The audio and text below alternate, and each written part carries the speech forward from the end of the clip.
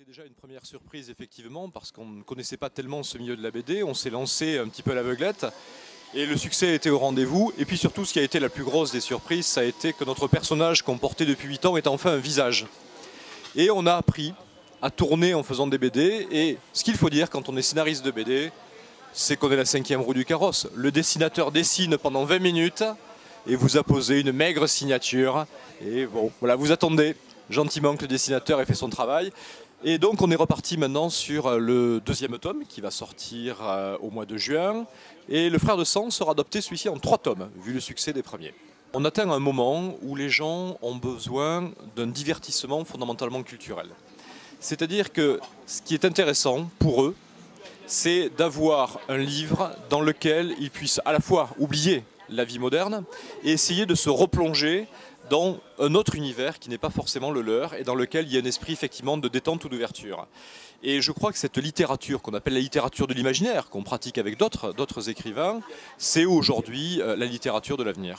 Ce qui m'a paru non pas évident mais surprenant, c'est qu'il n'y avait quasiment aucun livre vraiment fondamentalement de fiction sur la franc-maçonnerie, du point de vue romanesque. Il y avait certes beaucoup d'œuvres sur l'analyse de la franc-maçonnerie, mais on ne voyait jamais un franc-maçon vivre ce qu'est réellement son engagement dans l'ordre, son engagement dans l'obédience et son initiation.